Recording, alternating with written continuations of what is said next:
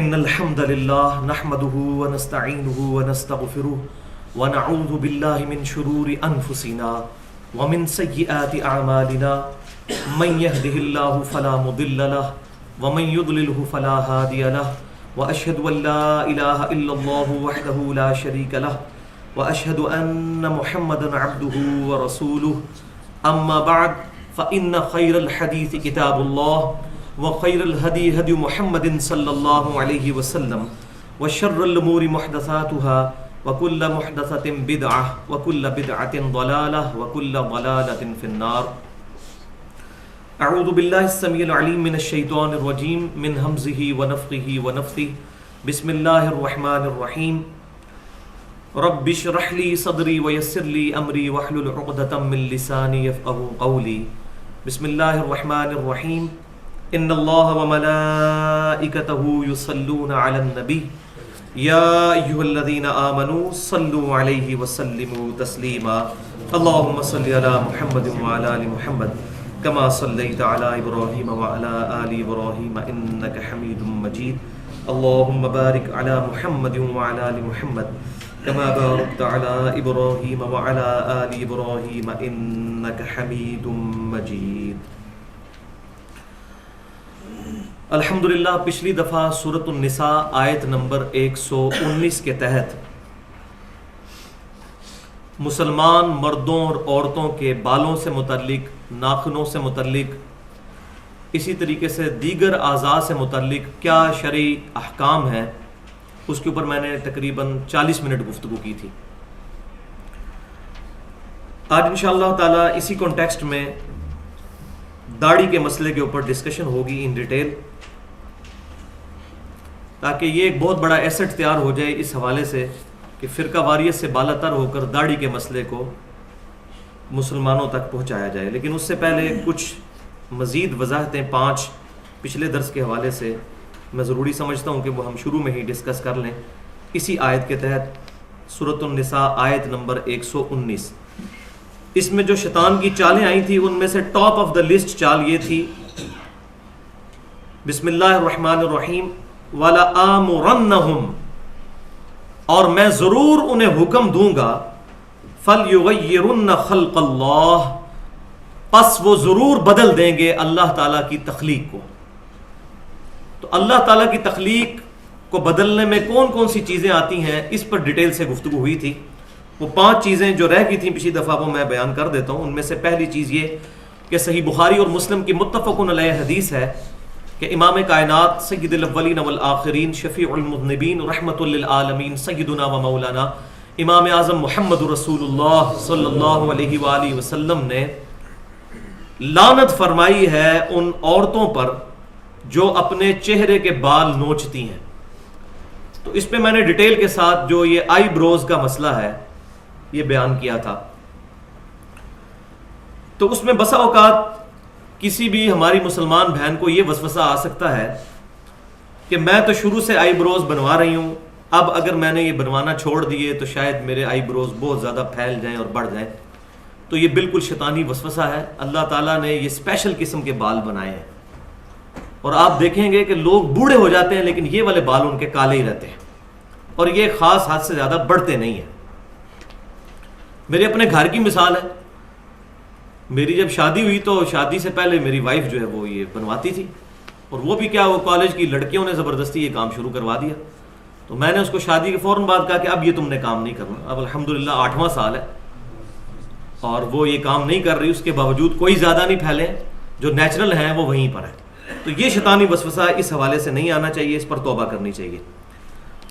دوسری چیز جو صحیح مسلم کی حدیث ہے کہ انس بن مالک رضی اللہ تعالیٰ عنہ کہتے ہیں کہ نبی صلی اللہ علیہ وسلم نے مسلمانوں کے لیے ناخن اور مونچھوں کے بال اور زیر ناف بال اور بغلوں کے بال، ان کے بارے میں 40 دن کی لمٹ ارشاد فرمائی ہے کہ 40 دن کے اندر اندر ان کو کاٹنا ہے. تو یہ حکم مرد اور عورت دونوں کے لیے ہے. لہٰذا وہ عورتیں جو لمبے ناخن رکھتی ہیں تو وہ بھی شریعت کے خلاف چل رہی ہیں. عورت کو بھی یہ اجازت نہیں کہ وہ اپنے ناخن لمبے کرے. یہ اپنے گوشت کی کھال جو یہ یہاں پر اینڈ پہ انگلیوں پہ آتی ہے یہاں سے بڑھانے کی اس کی اجازت نہیں ہے، چاہے مرد ہو یا عورت۔ البتہ عورتوں کو نیل پالش لگانے کی اجازت ہے اگر وہ وضو اور غسل کے دوران احتیاط کر لیں، یعنی جب وہ وضو کرنے لگیں یا غسل اتارنے لگیں تو نیل پالش کو ریموو کر لیں، وہ پالش ریموور مل جاتے ہیں، ریموو کر کے وضو اور غسل کا اہتمام کر لیں تو پھر کوئی حرج نہیں ہے۔ نیل پالش لگانے میں کوئی مسئلہ نہیں ہے، نہ اس کے اندر کوئی کیمیکل کانٹیکٹس ایسے موجود ہیں جن کے بارے میں کوئی شرعی حکم لگا ہو حرام کے زمرے میں۔ اسی طریقے سے عورتیں سرخی بھی استعمال کر سکتی ہیں زینت کے طور پر، لیکن یہ نیل پالش لگانا یا سرخی لگانا یا اسی طریقے سے دیگر زینت کی چیزیں کرنا یہ خالصتاً اپنے خامند کے لیے ہوں گی، یا پھر ایسی مجلس کے لیے جہاں صرف عورتیں ہوں۔ غیر محرم مردوں کے درمیان اس طریقے سے میک اپ کر کے اور بن ٹھن کے پھرنا قطعاً حرام ہے اور یہ شیطانی راستہ ہے۔ عورتوں کے لیے ایک زیادہ آسانی اس معاملے میں یہ بھی ہو سکتی ہے کہ ان کے جو مہینے میں ایک دفعہ مخصوص ایام آتے ہیں پیریڈز 7-8 دن کے لیے، اس دوران وہ خوب اپنا شوق پورا کر سکتی ہیں نیل پالش لگا کے، کیونکہ اس دوران انہوں نے نہ تو وضو کا ہے مسئلہ نہ غسل کا مسئلہ۔ اس کے علاوہ بھی اگر لگائیں تو وضو اور غسل کے معاملے میں ان کو احتیاط کرنا ضروری ہوگی۔ تیسری وضاحت کہ میں نے بیان کیا تھا، صحیح بخاری اور مسلم کی متفق علیہ حدیث ہے کہ نبی صلی اللہ علیہ وسلم نے لعنت فرمائی ہے ان عورتوں پر جو خوبصورت دکھنے کے لیے اپنے دانتوں کے درمیان خلا بنواتی ہیں۔ نیچرلی خلا نہیں ہے لیکن وہ جان بوجھ کر گھسوا کے خلا بنواتی ہیں، تو یہ تو حرام ہے۔ لیکن اگر کسی مرد یا عورت کے دانت ٹیڑھے ہوں تو یہ میڈیکل ایشو ہے، تو وہ تار لگوا کر جو یہ ڈینٹسٹ کے پاس جاتے ہیں اپنے دانت سیدھے کروا لیتے ہیں، تو یہ کروانا جائز ہے، کیونکہ وہ ان کی خلقت پہلے ہی بگڑی ہوئی ہے، ان کو اپنی اصلی جگہ پر لے کر آنا یہ میڈیکل ایشو ہے، یہ بالکل جائز ہے۔ اس طرح جس طرح کہ پلاسٹک سرجری کروانا اگر کسی شخص کی ایکسیڈنٹ کے دوران کھال وغیرہ جل گئی ہے اس کے لیے، ویسے جوان بننے کے لیے جس طرح مائیکل جیکسن نے کروائی ہوئی تھی، یہ حرام ہے۔ تو یہ ایشو بھی اس میں کلیئر ہو گیا۔ اسی طریقے سے اگر کسی کی ناک کی ہڈی بڑی ہوئی ہو اور سانس لینے میں پرابلم ہو تو وہ بھی ناک کی ہڈی کٹوا سکتا ہے، یہ بھی میڈیکل ایشو ہے، یہ خلقت کو بگاڑنے میں نہیں آئے گی۔ اسی طریقے سے اینک استعمال کرنا یا آنکھوں میں لینز لگانا اپنی نظر کو درست کرنے کے لیے تو یہ جائز ہے۔ البتہ یہ آج کل جو یہ فیشن چل نکلا ہے کہ عورتوں نے مختلف کلرز کے لینزز رکھے ہوئے ہوتے ہیں اور اس کے ذریعے اپنی آنکھوں کو بھی خراب کرتی ہیں، تو یہ خام خواہ جو ہے فضول خرچی اور اسراف کے زمرے میں آئے گا۔ چوتھی وضاحت وہ ہے جو پلکوں کے بال سے متعلق، یہ جو ان پہ بھی بعض عورتیں جو ہیں وہ آئی لیشز استعمال کرتی ہیں اپنی پلکوں کو لمبا دکھانے کے لیے، دھوکہ دینے کے لیے دوسرے معنوں میں، اور اس کو فیشن کا نام دیا جاتا ہے، تو اس کو کرنے کی بالکل اجازت نہیں ہے۔ البتہ اگر مسکارا وغیرہ لگا لیا جائے یا آنکھوں میں سرما لگا لیا جائے تو سرما لگانا تو بالکل سنت ہے اور یہ جائز ہے، اور اگر کوئی عورت اپنے خاوند کے لیے یہ زینت کرے گی تو انشاءاللہ اس کو ثواب بھی ملے گا، کیونکہ خاوند کی خوشنودی میں عورت کے لیے اللہ کی خوشنودی شامل ہے۔ اور پانچویں وضاحت یہ ہے کہ بالوں کو رنگنا، وہ میں نے پچھلی دفعہ اس لیے ایڈریس نہیں کیا تھا کہ وہ آج انشاءاللہ داڑھی کو رنگنے کے بارے میں جو گفتگو ہوگی اس پہ کور ہو جائے گا، لیکن میں یہاں پر ضمناً 2 حدیثیں ضرور بیان کر دوں بالوں کو رنگنے کے اعتبار سے۔ وہ یہ ہے کہ صحیح مسلم میں حدیث ہے کہ جابر بن عبداللہ رضی اللہ تعالی عنہما کہتے ہیں کہ فتح مکہ کے موقع پر سیدنا ابی قحافہ رضی اللہ تعالیٰ عنہ جو سیدنا ابوبکر صدیق رضی اللہ تعالیٰ عنہ کے والد تھے، ان کو نبی صلی اللہ علیہ وسلم کی خدمت میں جب پیش کیا گیا تو ان کی داڑھی اور سر کے بال سفید تھے، بالکل چمکدار سفید۔ تو نبی صلی اللہ علیہ وسلم نے حکم فرمایا کہ اپنے بالوں کو رنگ سے بدلو، سفید نہ رہنے دو لیکن سیاہ کلر استعمال نہ کرنا، یہ صحیح مسلم کے الفاظ ہیں۔ تو سیاہ رنگ سے بالوں کو رنگنا، چاہے وہ مہندی کے ذریعے ہو، مہندی کے ذریعے یا کسی کلر کے ذریعے ہو، سیاہ کلر نہ مرد استعمال کرے نہ عورتیں۔ البتہ اس کے علاوہ تمام کلرز استعمال کرنے کی اجازت ہے. سرخ رنگ نبی صلی اللہ علیہ وسلم کی سنت ہے. مہندی رنگ، زرد رنگ استعمال کر سکتے ہیں، ڈارک براؤن کلر استعمال کر سکتے ہیں، گرے کلر استعمال کر سکتے ہیں، کالا رنگ نہیں استعمال کر سکتے. اور اس میں خطرناک ترین وہ روایت ہے جو سنن نبی داؤد کے اندر موجود ہے کہ نبی صلی اللہ علیہ وسلم نے فرمایا کہ آخری زمانے میں ایسے لوگ پیدا ہوں گے جو کبوتروں کے سینے کی طرح، جس طرح کبوتر کے جو سینے ہوتے ہیں یہ پوٹے، وہ ایسے کبوتر جو وائٹ کلر کے ہوتے ہیں اور یہاں پر ان کے کالے داغ ہوتے ہیں بالوں میں، چت کبرے قسم کے، تو وہ کبوتروں کے سینوں کی طرح اپنے بالوں کو کالا کریں گے. ایسے لوگ قیامت والے دن جنت کی خوشبو بھی نہیں پا سکیں گے والعیاذ باللہ. اور معذرت کے ساتھ اس کی سب سے بڑی مثال ہمارے مولوی ہیں. یہ ہے ہی پرٹیکولر آج کل کے مولویوں کے بارے میں کہ انہوں نے کالی سیاہ داڑھی کی ہوتی ہے اور یہ سینے پہ یہی بال آتے ہیں، سر کے بال تو اس میں نہیں آتے. اور یہ زیادہ مسئلہ جو ہے یہ مولویوں کے ساتھ ہے، الا ماشاء اللہ جو سمجھدار لوگ ہیں کہ وہ اپنی داڑیاں خوب کالی سیاہ کرتے ہیں. تو داڑھی کو ڈارک براؤن کرنا جائز ہے، مہندی کے ذریعے بھی، کلر کے ذریعے بھی، گرے کلر کرنا جائز ہے، لیکن کالا رنگ پیورلی یہ کرنا حرام ہے اور اس کی سختی سے ممانعت ہے. اسی طریقے سے اس حدیث کی روشنی میں یہ بھی بات پتہ چلی کہ داڑھی اور سر کے بالوں کو رنگنا یہ اللہ تعالیٰ کے محبوب صلی اللہ علیہ وسلم کے نزدیک پسندیدہ عمل ہے. تو رنگنا بہتر ہے، اگر کوئی نہیں رنگتا تو وہ جائز ہے، وہ آگے حدیثیں بھی آ جائیں گی، البتہ رنگنا جو ہے وہ افضل ہے. اور یہاں یہ مسئلہ بھی یاد رکھیں کہ سفید بالوں کو اکھاڑنا اپنی داڑھی میں سے یا سر میں سے یہ بھی حرام ہے. سنن نبی داؤد کے اندر حدیث موجود ہے کہ امام کائنات صلی اللہ علیہ وسلم نے سفید بال اکھیڑنے سے منع فرمایا ہے. رنگ بدل لیں اس کا، لیکن اکھیڑ نہیں سکتے کہ چند ایک بال سفید آ گئے داڑھی کے یا سر کے تو خوبصورت دکھنے کے لیے انسان ان کو نکال دے. تو آپ صلی اللہ علیہ وسلم نے سفید بال اکھیڑنے سے منع فرمایا اور ساتھ ہی فرمایا کہ سفید بال مسلمان کا نور ہے، اور جس کے بال اسلام کی حالت میں سفید ہوئے، یعنی اس نے اسلام میں زندگی گزاری پھر اس کے بال سفید ہونا شروع ہوئے، تو اللہ تبارک و تعالی ہر بال کے بدلے میں اس کو ایک نیکی عطا فرمائے گا، اس کا ایک گناہ معاف کر دے گا اور ایک درجہ بلند کر دے گا. دیکھ کتنی بڑی فضیلت ہے. تو سفید بال اکھاڑنے کی اجازت نہیں. اس کا یہ مطلب نہیں ہے کہ سفید بال اگر کوئی رنگ لے گا تو اب اس کے سفید نہیں رہے تو اس کو ثواب نہیں ملے گا، یہ معنی نہیں ہے اس کا. مراد یہ ہے کہ بالوں کو اکھاڑنا نہیں ہے. اگر کوئی سفید رکھتا ہے تب بھی ثواب ملے گا، یا سفید کو رنگ لیتا ہے تب بھی ثواب ملے گا. الحمدللہ یہ ایشو ہمارا کنکلوڈ ہوا.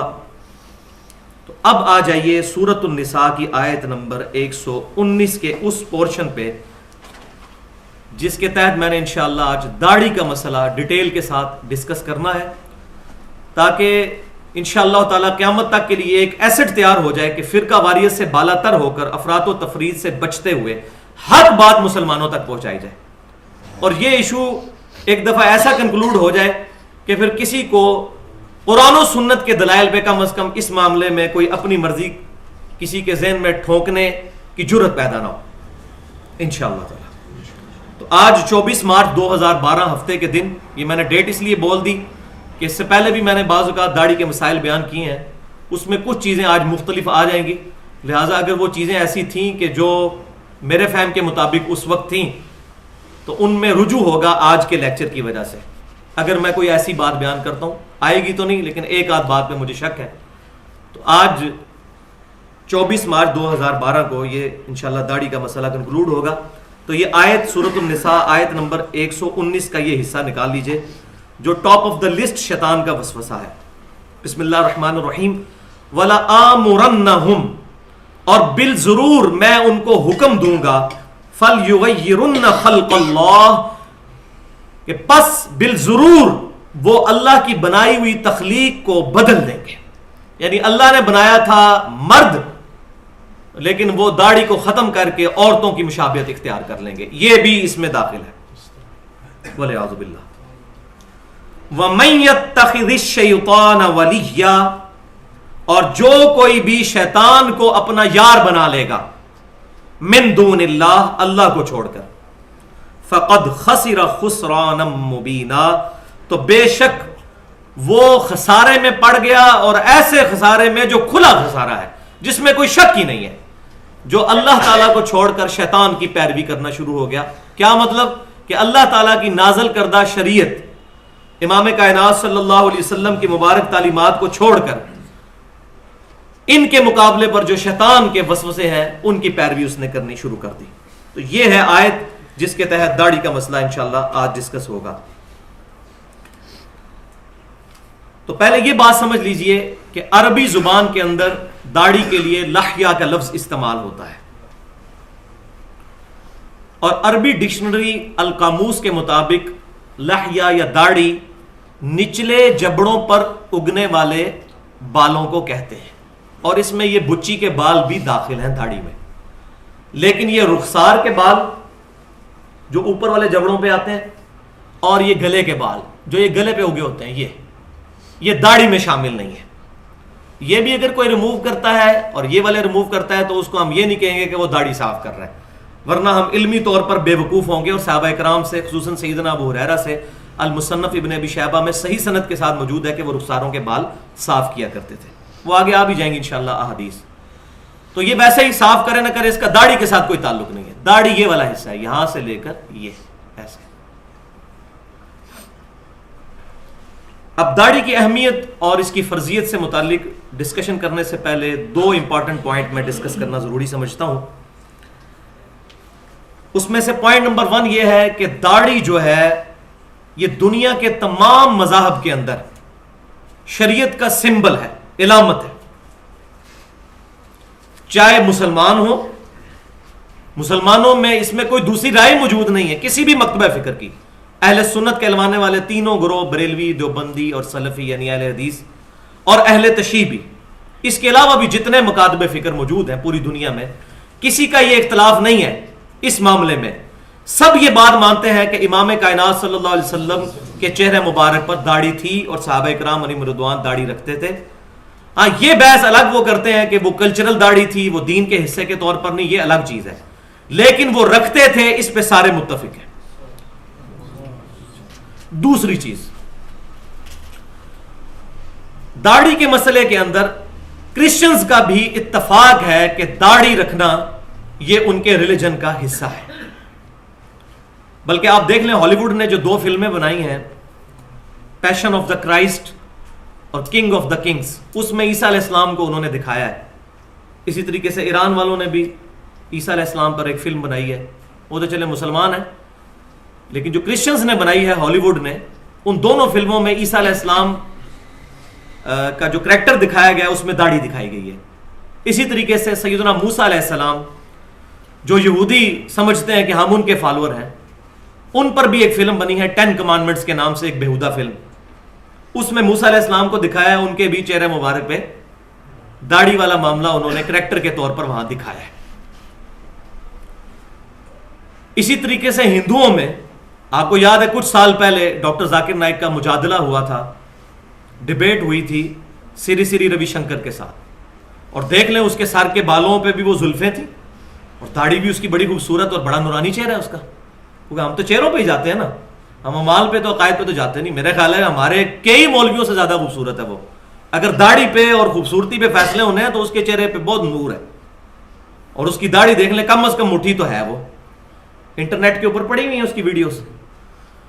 تو وہ ہندوؤں کا دنیا کے 140 ملکوں میں اس کی آرگنائزیشن چل رہی ہے، تو ہندوؤں میں بھی مذہب کی علامت کے طور پر داڑھی ہے۔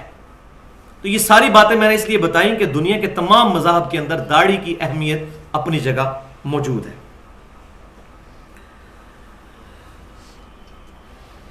اسی طریقے سے اسی ٹاپک کے اوپر ایک درس بھی دیا ہے، ایک لیکچر ہے ڈاکٹر ذاکر نائک کا، if label shows your intent wear it. اگر گیٹ اپ جو ہے آپ کا، جو لیبل ہے جسم کے اوپر، وہ آپ کی شناخت کو پریزنٹ کرتا ہے، نمائندگی کرتا ہے، تو ضرور اپنائیں اس کو۔ اور اس میں 3 باتوں کو اس نے مسلمانوں کی علامت قرار دیا ہے۔ نمبر 1 سر ڈھانپنا، ٹوپی کے ذریعے، پگڑی کے ذریعے، رومال کے ذریعے، کسی بھی ذریعے سے۔ نمبر 2 داڑھی، اور نمبر 3 شلوار ٹخنوں سے اوپر کرنا۔ یہ لیکچر انگلش میں ہے لیکن بہت زبردست لیکچر ہے, آج سے تقریباً میرا خیال ہے کوئی 12-13 سال پرانا اس کا لیکچر ہے. بڑی اچھی گفتگو, میں نے بھی آج سے 3-4 سال پہلے وہ دیکھا تھا, لیکن مجھے خوشی ہوئی. اور اس میں اس نے الحمدللہ جو لوگ ننگے سر رہنے کو پروموٹ کرتے ہیں ان کا بڑے صحیح طریقے سے علمی رد بھی کیا اس نے. تو وہ لیکچر ضرور دیکھیں. داڑھی پر گفتگو کرتے ہوئے ایک بات یہ بھی ذہن میں رکھنی چاہیے کہ جہاں تک محبت رسول کا تقاضا ہے تو یہ تمام دلائل دینے کی ضرورت ہی نہیں ہے. جب یہ بات ایک محب رسول صلی اللہ علیہ وسلم کو بات پتہ چل جائے کہ نبی صلی اللہ علیہ وسلم داڑھی رکھتے تھے تو اس کے لیے اس کو کاپی کرنا ویسے ہی ضروری ہے. غلامی رسول میں موت بھی قبول ہے, فجر کی نماز تکبیر اولیٰ سے قبول نہیں, داڑھی قبول نہیں, کیونکہ بیوی منع کرتی ہے, ماں منع کرتی ہے, میں دودھ نہیں بخشاں گی, یہ اکثر سنتے ہیں نا آپ. تو بھائیو یہ جو حدیث صحیح بخاری اور مسلم کی متفق علیہ حدیث ہے, تم میں سے کوئی شخص اس وقت تک مؤمن ہی نہیں ہو سکتا جب تک کہ میں اسے اس کے ماں باپ اولاد سب لوگوں سے بڑھ کر عزیز نہ ہو جاؤں. تو یہ نعرے لگانے کے لیے مراد یہ کہ ماں باپ اولاد ساری دنیا ایک طرف ہو اور امام کائنات صلی اللہ علیہ وسلم اس کے مقابلے پر کوئی اور حکم ارشاد فرمائے, پھر کسی کی پرواہ نہ کی جائے. پھر اس چکر میں نہ پڑے کہ ماں دودھ نہیں بخشے گی اور بیوی جو ہے وہ تنگ کرے گی. پھر یہ فیصلہ کرنا ہے کہ کھٹا لینا ہے کہ میٹھا. اور یہاں یہ بات بھی یاد رکھیں کہ جو میں نے بیان کیا کہ کرسچنز کی بھی علامت ہے, تو کسی کے ذہن میں یہ سوال آ سکتا ہے کہ ویٹیکن سٹی کے اندر جو پوپ بیٹھا ہوا ہے اس وقت کیتھولک کا ہیڈ, اس کی تو داڑھی کوئی نہیں ہے, تو ان کی مذہبی علامت نہ ہوئی. تو یہ یاد رکھیں کہ آج کے جو کرسچنز ہیں یہ پریکٹسنگ ہے ہی نہیں ہے. مسلمان کون سے پریکٹسنگ ہے؟ مسلمانوں میں بھی اکثریت نے داڑھی نہیں رکھی ہوئی.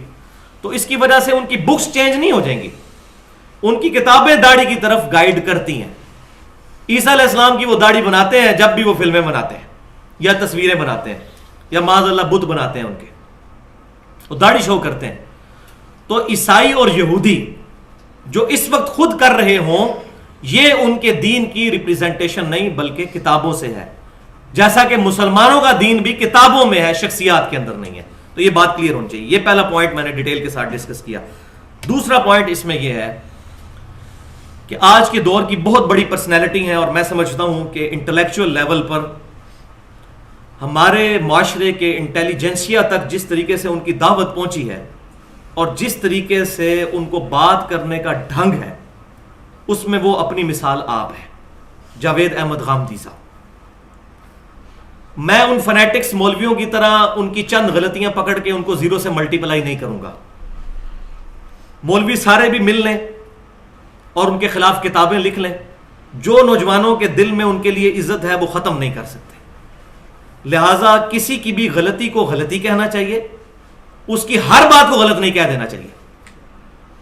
تو میں اگرچہ ان کی بہت عزت کرتا ہوں, میں نے بہت کچھ ان سے سیکھا ہے, لیکن جن معاملات میں ان کا ہمارے سلف کے ساتھ اختلاف ہے اس میں ہم ان کے ساتھ نہیں ہیں. غلطی کسی سے بھی ہو سکتی ہے.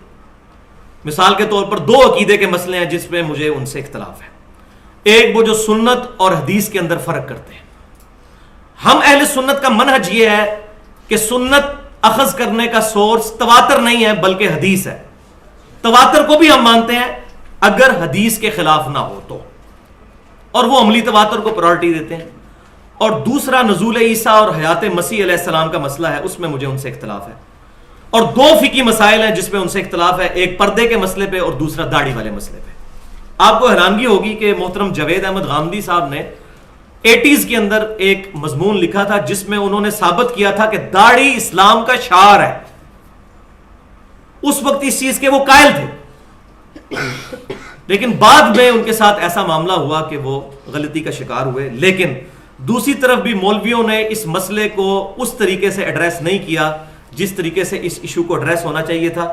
اور میں اشتہار پڑھ رہا ہوتا ہوں, وہ لکھا ہوتا ہے جناب رد غامدیت, کتابیں پوری پوری لکھی ہوئی ہیں, رد پرویزیت.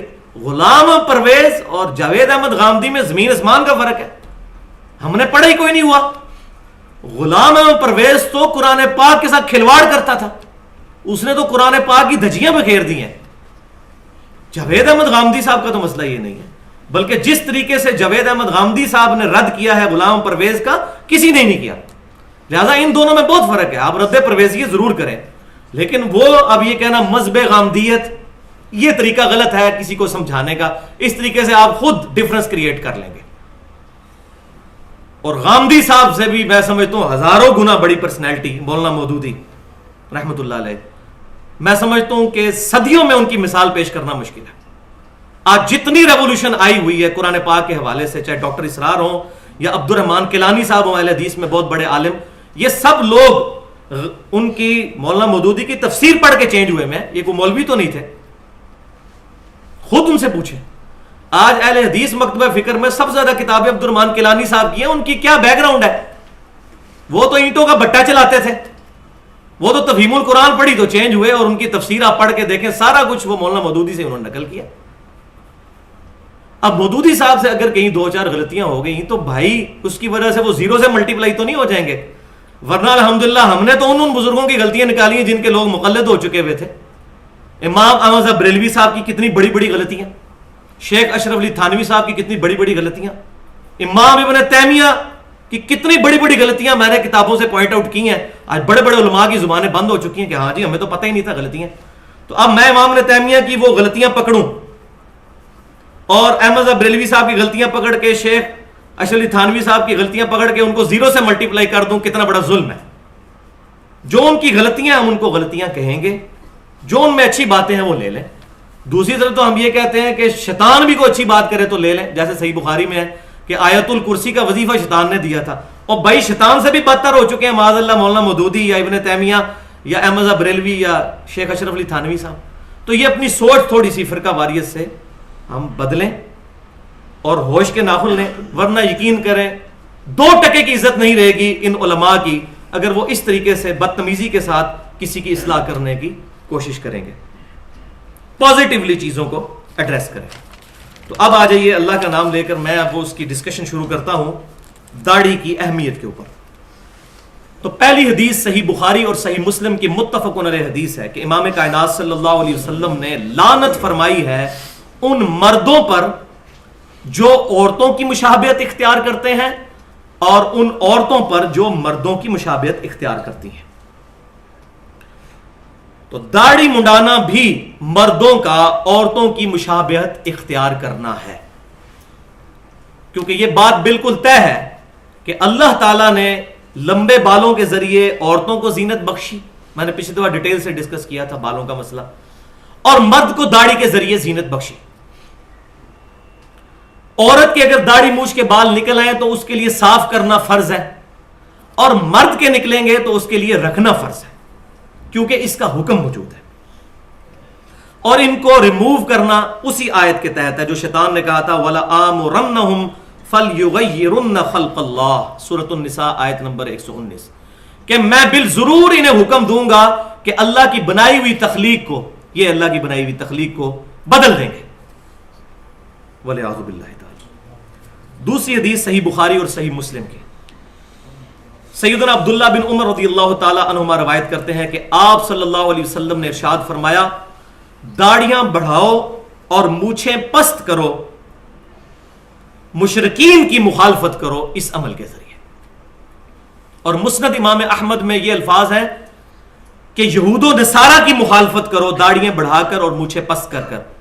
اور صحیح مسلم کے الفاظ یہ ہیں کہ مجوسیوں کی مخالفت کرو داڑیاں رکھ کر اور مونچھیں پست کر کے, کیونکہ مجوسیوں کا یہ عمل تھا کہ وہ داڑیاں منڈاتے تھے اور لمبی لمبی مونچھیں رکھا کرتے تھے, ایران کے لوگ.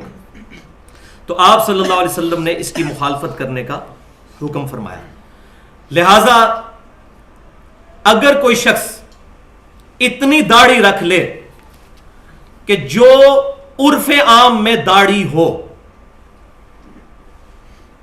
تو اپنی عقل سے صرف سوچ لیجئے کہ جو بندہ داڑھی منڈاتا ہے, مجوسی منڈاتے تھے نا, اس کے مقابلے پہ اگر کوئی شخص اتنی داڑھی رکھ لے کہ عرف عام میں اس کو داڑھی بولا جاتا ہو, وہ کم از کم اس وعید سے باہر نکل جائے گا جو یہود و نصارہ یا مجوسیوں یا آتش پرستوں یا مشرکین کے بارے میں ہے.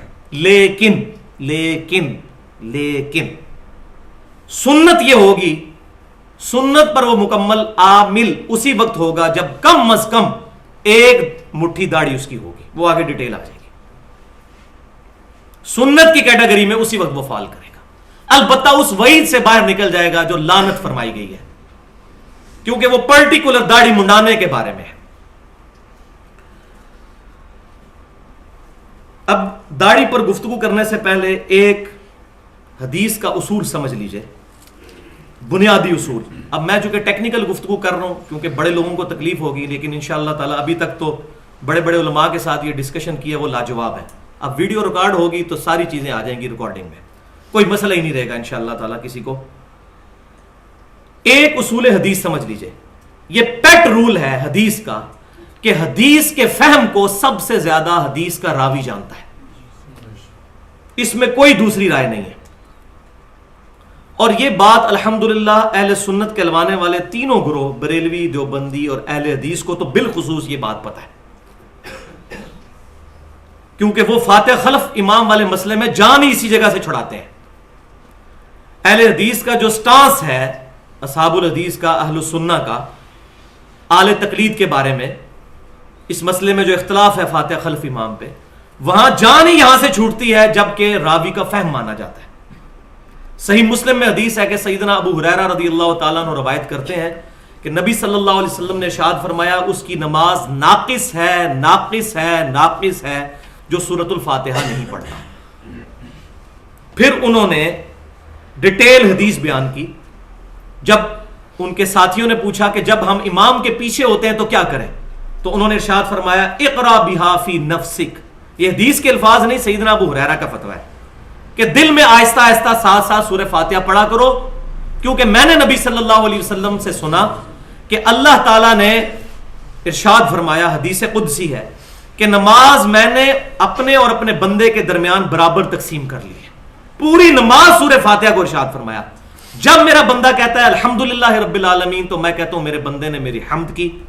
جب وہ کہتا ہے الرحمن الرحیم تو میں کہتا ہوں میرے بندے نے میری صفات کا اقرار کر لیا۔ جب وہ کہتا ہے مالک یوم الدین تو میں کہتا ہوں میرے بندے نے میری بزرگی کا اعتراف کر لیا۔ جب وہ کہتا ہے ایاک نعبد و ایاک نستعین تو یہ میرے اور میرے بندے کے درمیان کامن ہے، یہ بانڈ ہے۔ اے اللہ ہم صرف تیری عبادت کرتے ہیں اور غائب میں مدد کے لیے، دعا کے لیے صرف تجھی کو پکارتے ہیں، پس میرے بندے نے جو مانگا میں نے اسے عطا کیا۔ اور جب وہ کہتا ہے اہدنا الصراط المستقیم سے لے کر ولضالین آمین تک تو میرے بندے نے جو مجھ سے مانگا میں نے اس کو عطا کر دیا۔ الحمدللہ۔ یہ حدیث سیدنا ابو ہریرہ کی صحیح مسلم میں انہوں نے پوری اپنی بات کی دلیل پہ بیان کی۔ تو حدیث کے راوی ہیں سیدنا ابو ہریرہ رضی اللہ تعالیٰ عنہ، اور فتویٰ بھی ان کا ہے اقرا بہا فی نفسک، دل میں آہستہ آہستہ پڑھ۔ اقرا پڑھنے پہ آتا ہے، سوچنے پر یا دل میں خیال لانے پہ نہیں آتا۔ اب راوی کا فہم مانا جائے گا۔ اس کے مقابلے پر ایک حدیث ہے جو جامعہ ترمذی میں صحیح سند کے ساتھ سونے کی مہر صحیح روایت ہے، سیدنا جابر بن عبداللہ رضی اللہ تعالیٰ عنہ کا قول ہے کہ فاتحہ کے بغیر نماز نہیں ہوتی مگر یہ کہ تم امام کے پیچھے ہو، یعنی امام کے پیچھے ہو تو پھر ہو جائے گی، فاتحہ نہ بھی پڑھو، لیکن ویسے اکیلے پڑھو تو فاتحہ کے بغیر نماز نہیں ہوتی۔ یہ سیدنا جابر بن عبداللہ رضی اللہ تعالیٰ عنہ کا قول ہے۔ امام ترمذی نے اس کے ساتھ لکھا ہے ھذا حدیث حسن صحیح، یہ صحیح حدیث ہے۔ اس حدیث کے تحت سیدنا جابر بن عبداللہ رضی اللہ تعالیٰ عنہ کے قول پر عمل کرتے ہوئے اگر کوئی شخص امام کے پیچھے سورۃ الفاتحہ نہ بھی پڑھے تو اس کی نماز ہو جائے گی، اگر وہ اس اصول حدیث کو نہیں مانتا۔ وہاں اہل سنت اہل بدعت سے جان اسی طریقے سے چھڑاتے ہیں کہ نہیں، جابر بن عبداللہ رضی اللہ تعالیٰ عنہ اس حدیث کے راوی نہیں ہے جس حدیث میں آیا کہ فاتحہ کے بغیر نماز ناقص ہے، یا عبادہ بن صامت کی حدیث ہے رضی اللہ تعالیٰ عنہ کی کہ جو سورہ فاتحہ نہیں پڑھتا، جو بخاری مسلم کی متفق علیہ حدیث ہے، اس کی نماز نہیں ہوتی۔ اس کے راوی سیدنا ابو ہریرہ ہیں، اور ابو ہریرہ کا فتویٰ ہے رضی اللہ تعالیٰ عنہ اقرا بہا فی نفسک، لہذا ہم حضرت ابو ہریرہ کے قول کو ترجیح دیں گے جابر بن عبداللہ کے قول پر۔ اب بات آپ کو ساری سمجھ آ گئی؟ یہ پھکی ہے علماء کے لیے جن کو مسئلہ ہو جائے گا، تو انشاءاللہ ان کو ہمیشہ سورہ فاتحہ کا مسئلہ سامنے یاد آئے گا جب وہ داڑھی والے مسئلے میں اہل سنت کی فکر سے اختلاف کریں گے، لہذا یہ میں نے شروع میں کلیئر کر دیا۔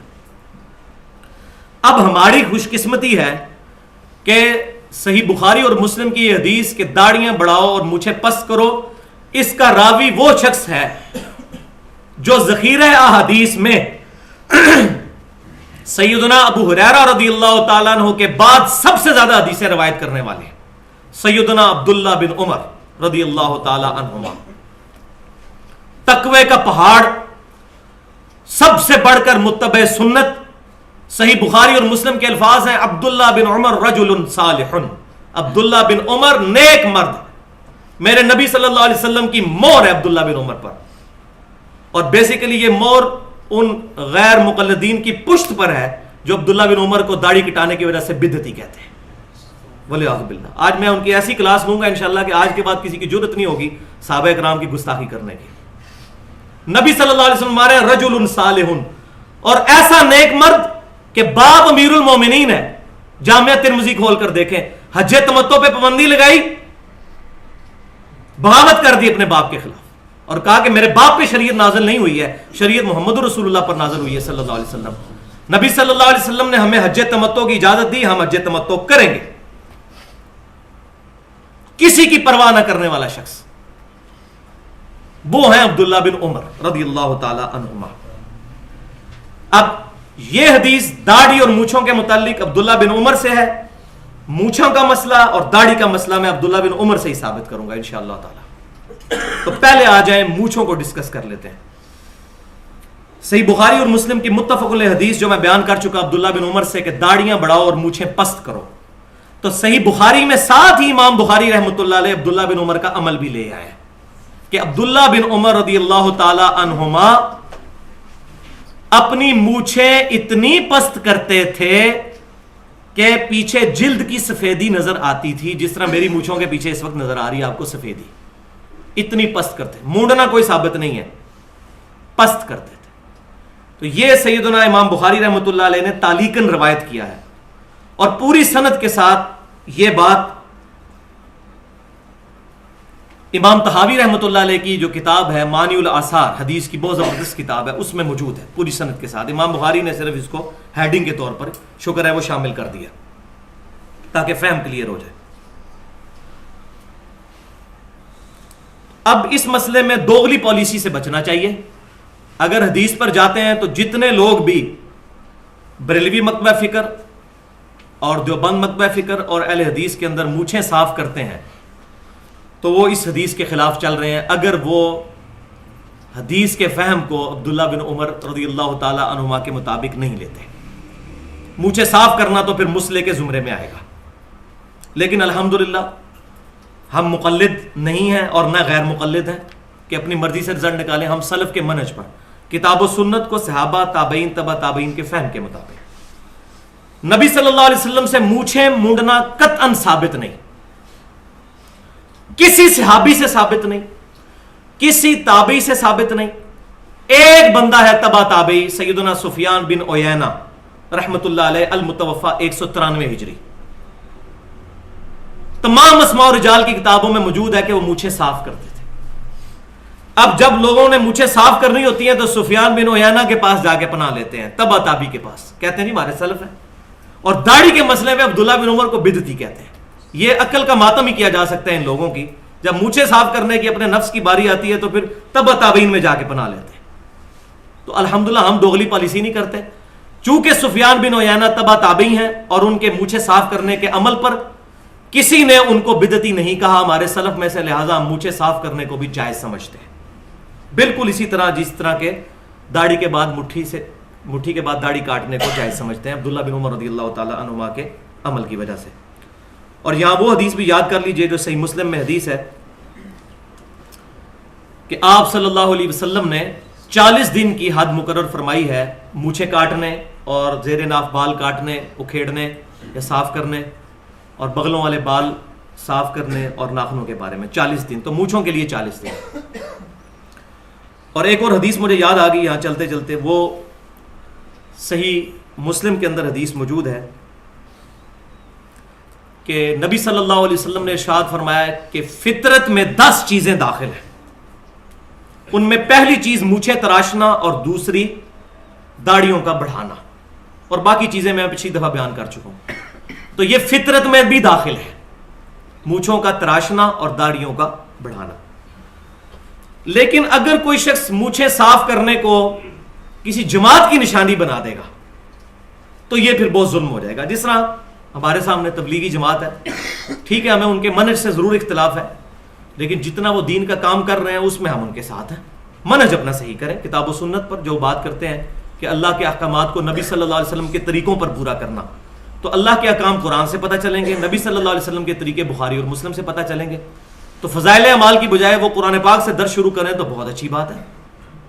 لیکن میں نے یہ آبزرو کیا، خود بھی تبلیغی جماعت کے ساتھ بھی عرصہ گزرا، دعوت اسلامی کے ساتھ بھی گزرا، جس طرح دعوت اسلامی نے ریڈ پگڑی کو اپنی نشانی کے طور پر باندھ لیا ہے. ہمیں جو یہ گرین پگڑی سے کوئی اختلاف نہیں، گرین کپڑے بھی نبی صلی اللہ علیہ وسلم سے پہننا ثابت ہے، یہ کلر میں کوئی مسئلہ نہیں، لیکن اس کو نشانی کے طور پہ اپنانا یہ چیز پھر کنڈیمیبل ہے. اسی طریقے سے تبلیغی جماعت میں جو جائے مونچھیں صاف کرنا شروع کر دے اور اس کو اپنی نشانی بنا لے کہ ہماری جماعت کی نشانی ہے، یہ امت میں تفرقہ بازی ڈالنا ہے.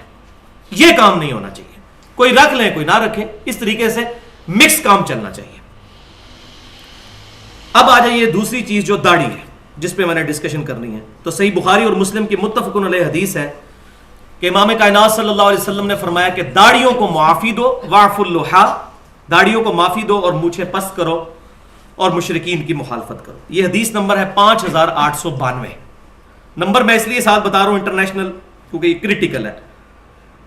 اس کے ساتھ ہی اسی سند پہ عبداللہ بن عمر رضی اللہ تعالیٰ عنہ کا عمل بھی لکھا ہوا ہے. یہ تعلیقاً نہیں ہے، سند کے ساتھ ہے کہ عبداللہ بن عمر رضی اللہ تعالیٰ عنہ حج اور عمرے کے موقع پر اعلانیہ پبلکلی، حج اور عمرے پہ تو سارے اکٹھے ہوئے ہوتے ہیں نا، اور مجھے تو خوشی ہے کہ حج عمرے پہ یہ کام کرتے تھے تاکہ کوئی چھپ کے کیا ہے تو پتہ ہی نہیں چلا. حج عمرے پہ کرتے تھے، 40,000 صحابہ زندہ تھے، کسی نے نہیں ان پہ بدعت کا فتویٰ لگایا، ورنہ ہماری کتابوں میں آ گیا ہوتا. حج اور عمرے کے موقع پر وہ مٹھی کے بعد داڑھی یوں مٹھی پکڑتے داڑھی کی اور مٹھی کے بعد داڑھی کاٹ دیتے. آپ یہ نہ سمجھے میں کاٹتا ہوں الحمدللہ میری سچی داڑھی ہے، مجھے ضرورت ہی نہیں کاٹنے کی. 34 سال کی عمر میں بھی داڑھی اتنی ہے کہ سچی داڑھی ہے الحمدللہ. بال جو ہیں وہ مٹھی سے بڑے ہوئے ہیں، یہ دیکھ لیں کتنے بڑے ہوئے ہیں، لیکن ضرورت نہیں پڑتی کاٹنے کی. اگر کوئی ایسی داڑھی ہو کہ جس کو دیکھ کے لوگ گھن کھائیں تو اس میں تو میں ضرور کاٹتا، پھر اس کو سنت کے مطابق کرتا، تاکہ داڑھی کی عظمت لوگوں کے دلوں میں یہ نہیں ہے کہ ایک پوچھل یہاں سے لٹکی ہوئی ہے اور پاکی پلیتی کا دھیان کرنا بھی مشکل ہو گیا ہے. یہ داڑھی سے نفرت دلانے والی بات ہے، یہ صرف بے سمجھی ہے. وہ آگے آ جائیں گی حدیثیں. آج تو میں یہ بھی کلیئر کروں گا کہ حضور کی اپنی داڑھی کتنی تھی. جو جھوٹ بولا جاتا ہے کہ سینہ بڑھتی تھی، وہ بھی آج آ جائے گا انشاءاللہ تعالی. تو حج اور عمرے کے موقع پر وہ یہ کام کرتے تھے، کاٹ دیتے تھے. اور مٹھی یہ ہوگی، یہ بات جدید مولویوں نے کہا جی مٹھی یہ ہے. یہ مٹھی بھائی میرے، یہ مٹھی بہت بعد میں آئی ہے، آج سے 200-250 سال پہلے کہ 2 مٹھیاں جوڑی جائیں تو 1 فٹ بنتا ہے. یہ ڈکشنری کی مٹھی بعد میں آئی ہے. یہ صحابہ کے فرشتوں کو بھی نہیں پتا کہ یہ مٹھی بعد میں کسی نے بنانی ہے. یہ مٹھی نہیں ہے. مٹھی میں داڑھی پکڑتے ہیں، جب پکڑنا ہے تو ایسے کر کے پکڑنا ہے، یوں یہ پکڑنا ہے، یہ پکڑ کے وہ کاٹا کرتے تھے. یہ صحیح بخاری میں موجود ہے حج اور عمرے کے موقع. اب ہم فنیٹک بھی نہیں ہیں. ایک ضعیف حدیث موجود ہے جامعہ ترمذی میں کہ نبی صلی اللہ علیہ وسلم اپنے طول سے داڑھی کو کاٹتے تھے اور عرض سے بھی کاٹ کے داڑھی کو چھوٹا کیا کرتے تھے. لیکن حدیث ضعیف ہے، ترمذی میں ہے. اس میں عمر بن ہارون متروک ضعیف راوی ہے، اس کی حدیثیں ترک کی گئی ہیں، ضعیف روایت ہے، وہ ہم پیش نہیں کر رہے. اس حدیث کے اوپر 2 اعتراض ہوتے ہیں علمی، ایک علمی ہے اور ایک غیر علمی جاہلانہ اعتراض ہے. میں دونوں اعتراض بیان کر کے ان کو انشاءاللہ تعالی کنکلوڈ کرتا ہوں. پہلا اعتراض جو علمی کیا جاتا ہے وہ یہ ہے کہ جی حج اور عمرے پہ یہ کرتے تھے نا، عام دنوں میں تو نہیں کرتے تھے. اچھا، حج اور عمرے پر کرنا ان کا اعلانیہ ہے، اور آپ تو داڑھی کاٹنے کو کینچی لگانے کو کہتے ہیں حرام، حج عمرے پہ تو اس سے بڑا حرام ہوگا. کیوں کاٹتے تھے وہ؟ تو کیا آپ حج عمرے پہ قائل ہیں؟ تو کہیں گے نہیں، تو پھر آپ تو دلیل ہی نہیں پیش کر سکتے. تو حج اور عمرے پر کاٹتے تھے تو یہ بھی آپ کی غلط فہمی ہے. آپ سے مراد وہ لوگ جن کو یہ غلط فہمی. عبداللہ بن عمر رضی اللہ تعالی عنہما، عبداللہ بن عباس رضی اللہ تعالی عنہما، سیدنا ابو ہریرہ رضی اللہ تعالی عنہ، تینوں چوٹی کے صحابہ مطلقاً داڑھی کاٹا کرتے تھے مٹھی کے بعد. وہ میں آپ ثبوت دینے لگا ہوں. الموطا امام مالک، امام مالک وہ شخصیت جن سے 700 حدیثیں صحیح بخاری میں امام بخاری نے لی ہیں 2 واسطوں سے. الموطا امام مالک میں گولڈن چین کے ساتھ یہ حدیث ہے. گولڈن چین آپ کو پتا ہے نمبر 1 روایت جو امام بخاری فرماتے ہیں کہ امام مالک نے سنا ہو نافع سے اور نافع نے عبداللہ بن عمر سے اور عبداللہ بن عمر نے رسول اللہ صلی اللہ علیہ وسلم سے. یہ گولڈن چین ہے. اس روایت کے اوپر الموطا امام مالک میں انٹرنیشنل نمبرنگ کے مطابق 895 نمبر اثر ہے کہ عبداللہ بن عمر رضی اللہ تعالیٰ عنہ نے جس سال حج کرنا ہوتا اس سال پھر رمضان سے لے کر حج تک اپنی داڑھی کے بالوں کو اور سر کے بالوں کو نہیں کاٹتے تھے. کس سال؟ جس سال حج کرنا ہوتا اس سال رمضان سے لے کر حج تک نہ سر کے بال کاٹتے تھے نہ داڑھی کے بال, پھر حج سے فارغ ہو کے کاٹتے تھے. اس سال نہیں کاٹتے تھے رمضان سے لے کر حج تک, یعنی عام حالت میں کاٹتے تھے. بالکل واضح چیز. تو یہ واضح ثبوت ہے کہ عبداللہ بن عمر رضی اللہ تعالیٰ عنہما صرف اس سال ہی داڑھی کے بال نہیں کاٹتے تھے جس سال حج کرنا ہوتا تھا, وہ بھی رمضان سے لے کے حج تک آگے پیچھے کاٹتے تھے. اس کے بعد امام مالک وہی حدیث لے کے آئے جو صحیح بخاری اور مسلم میں ہے. صحیح بخاری کے اندر کہ عبداللہ بن عمر رضی اللہ تعالیٰ عنہما حج کے موقع پر مٹھی کے بعد داڑھی کاٹ لیتے تھے. یہ دونوں حدیثیں الحمدللہ امام مالک کٹھی لے کے آئے ہیں, مسئلہ ہی حل کر دیا. جیسا کہ صحیح بخاری میں تو صرف یہی تھا کہ سیدنا عمر رضی اللہ تعالیٰ عنہ نے ابی ابن کعب اور تمیم داری رضی اللہ تعالیٰ عنہما کو حکم دیا تھا کہ وہ رمضان میں لوگوں کو تراویح پڑھائیں. صحیح بخاری میں رکعتیں کوئی نہیں ہے اس کے ساتھ. الموطا امام مالک میں یہ روایت لے کے امام مالک نے اگلی روایت پھر لی ہے کہ ان کو حکم دیا کہ 11 رکعتیں پڑھائیں, 8 رکعت تراویح اور 3 وتر. تو یہاں بھی امام مالک نے امت پہ احسان کیا ہے, دونوں چیزیں جمع کر کے مسئلہ ہی حل کر دیا. اور الحمدللہ یہی بات ہے جو سنن نبی داؤد کے اندر انٹرنیشنل نمبرنگ کے مطابق 2357 نمبر حدیث ہے, اکلوتی حدیث ہے رمضان کی دعاؤں پہ. اس کے علاوہ رمضان کی کوئی دعا ثابت نہیں ہے صحیح سند کے ساتھ. یہ اکلوتی حدیث ہے کہ عبداللہ بن عمر رضی اللہ تعالی عنہما رمضان میں جب روزہ افطار کرتے تو پڑھتے ذهب الظمأ وابتلت العروق وثبت الاجر انشاءاللہ. یہ سنی ہوئی ہے نا دعا, شکر ہے. اسی کے آگے اگلی پورشن یہ جو بیان ہی نہیں کیا جاتا. وہ ان کے شاگرد کہتے ہیں کہ عبداللہ بن عمر رضی اللہ تعالیٰ عنہ یہ دعا پڑھتے اور کہتے ہیں نبی صلی اللہ علیہ وسلم یہ دعا پڑھا کرتے تھے کہ پیاس مٹ گئی, رگیں تر ہو گئیں اور ہمارا اللہ کے حضور اجر پکا ہو گیا. اور پھر ساتھ ہی وہ راوی کہتے ہیں کہ ایک یہ کام میں نے عبداللہ بن عمر کو کرتے ہوئے دیکھا اور دوسرا میں نے یہ دیکھا کہ عبداللہ بن عمر مٹھی کے بعد داڑھی کاٹ دیا کرتے تھے. اس میں حج عمرے کا ذکر نہیں ہے, مٹھی کے بعد داڑھی کاٹ دیا کرتے تھے. یعنی انہوں نے کہا کہ میں نے یہ 2 عمل عبداللہ بن عمر کو کرتے ہوئے دیکھے ہیں, ایک یہ دعا پڑھتے ہوئے. اب کوئی اس حدیث کو ضعیف کرنے کی کوشش کرے نا, دعا ہی فارغ ہو جائے گی, وہ کہیں نہیں کرے گا. شیخ البانی بھی صحیح کہتے ہیں, شیخ زبیر علی زئی صاحب بھی صحیح کہتے ہیں. دنیا کا کوئی محدث جرت ہی نہیں کر سکتا اس حدیث کو ضعیف کہنے کی. الحمدللہ یہ والا مسئلہ بھی کلیئر ہو گیا. بلکہ شیخ زبیر علی زئی صاحب کی تو ویڈیوز انٹرنیٹ پہ پڑی ہوئی ہیں, انہوں نے تو بالکل صحیح بات, ننگی بات کر دی ہے کہ صحابہ کا اجماع ہے کہ مٹھی کے بعد داڑھی کاٹنا جائز ہے. اجماع انہوں نے لفظ استعمال کیا, واقعی اجماع ہے. مخالفت پہ کوئی بات ہی نہیں ملتی. جب مخالفت نہیں ہوگی تو اجماع تصور ہوگا. تو دوسرا اعتراض ہے غیر علمی اور جاہلانہ اعتراض. اب چونکہ وہ اعتراض ہے, اب کیا کریں؟ اعتراض کو تو پھر دور کرنا ہے کہ جی یہ تو عبداللہ بن عمر کا ذاتی عمل ہے, یہ معاذ اللہ عبداللہ بن عمر نے بعد میں حضور کے یہ بدعت کر دی. نبی صلی اللہ علیہ وسلم تو ثابت تو نہیں ہے. ہم نے تو دیکھنا ہے نبی صلی اللہ علیہ وسلم نے کیا کیا. عبداللہ بن عمر نے ان کے اگر خلاف کیا ہے تو یہ خلاف کا ڈیسیژن آپ کریں گے؟ پورے 1400 سال میں, یہ 14ویں صدی کے مولویوں سے پہلے کسی محدث نے کہا کہ عبداللہ بن عمر نے خلاف سنت کام کیا. چیلنج ہے میرا, پیش کریں.